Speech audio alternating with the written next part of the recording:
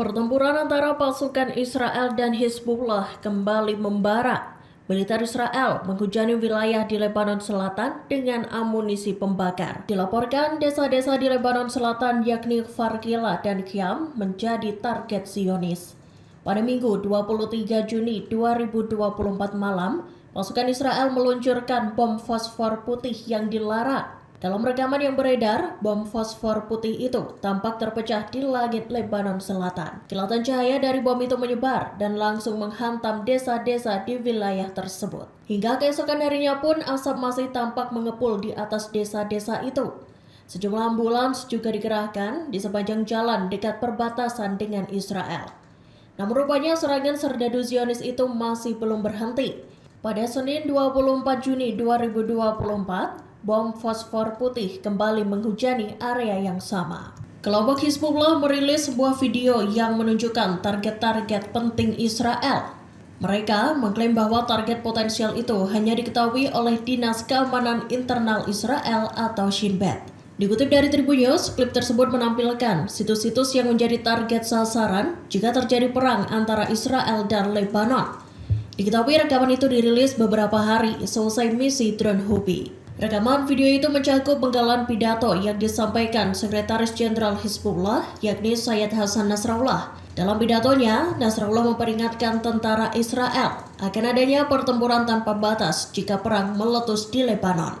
10 target potensial itu antara lain target penting di Haifa, Pelabuhan Ashdod, pembangkit listrik Hadera, dan Bandara Militer Ramat David di Afula. Selain itu ada pula Bandara Pengrion, Pangkalan Nevatim, kilang minyak di pantai, Negev, area satelit di Yehuda, dan pusat penelitian di reaktor nuklir di Mona. Dalam rekaman tersebut juga menampilkan kompleks Hakiria. Situs tersebut mencakup markas besar Kementerian Keamanan Staf Umum. Sejumlah pemimpin staf senior militer Zionis juga ditampilkan dalam rekaman tersebut. Pasukan Israel lagi-lagi bertindak semena-mena. Mereka menjadikan seorang pria Palestina yang terluka sebagai tameng manusia. Aksi barbar itu terjadi pada Sabtu 22 Juni 2024. Dikutip dari Tribun News, pria tersebut tampak diikat di kap mobil jeep yang dikendarai tentara Israel di tepi barat.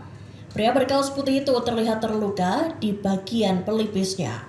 Terbaring lemas, napasnya pun tampak tersengal-sengal. Dalam video yang dibagikan akun X Bulan Sabit Merah Palestina, jeep itu diketahui tengah melintas di lingkungan Jabar Jenin. Sejatinya, ada 2 ambulans yang berpapasan dengan jeep tersebut. Namun mereka dipaksa menyingkir dari badan jalan.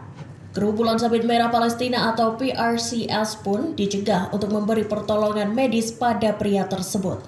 Militer Israel alias IDF menjadikan pria itu sebagai tameng.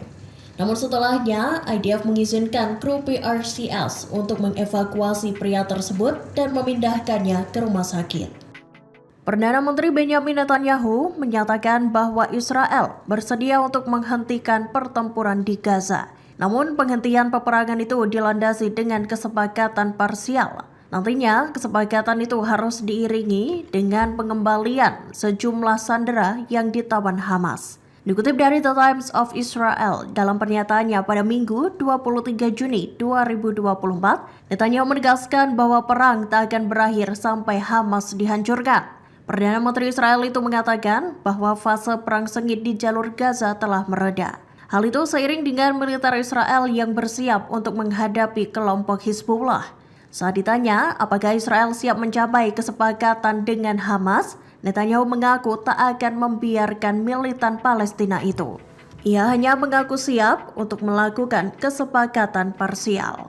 Awak F-16 Israel dari Pangkalan Ramon ditangguhkan selama 3 minggu. Hal itu buntut 2 insiden serius yang terjadi sebelumnya. Dilaporkan awak pesawat menyerang sasaran yang salah saat bertempur di Gaza.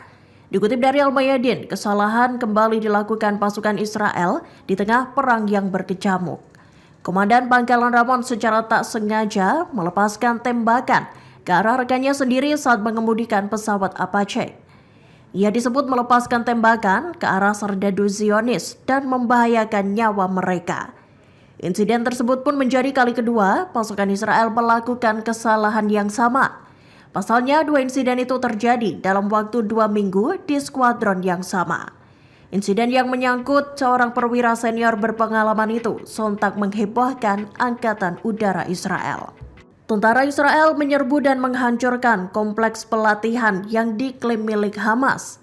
Diketahui kompleks tersebut berada di lingkungan Tel Sultan, Rafah, Gaza Selatan. Dikutip dari The Times of Israel, pada Minggu 23 Juni 2024, tank-tank Israel merangsek ke zona kemanusiaan Al-Mawasi. Pos yang disebut Abu Said milik Batalion Tel Sultan Hamas pun direbut oleh Brigade Lapis Baja ke-401 Israel.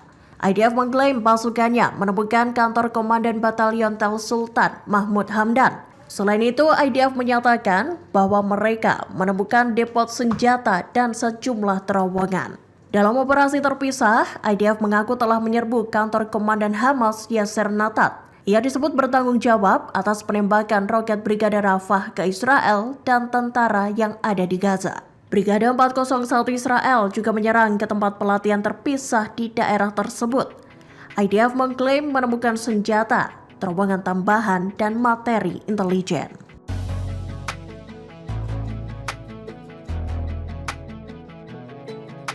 Download Tribun X sekarang, menghadirkan lokal menjadi Indonesia.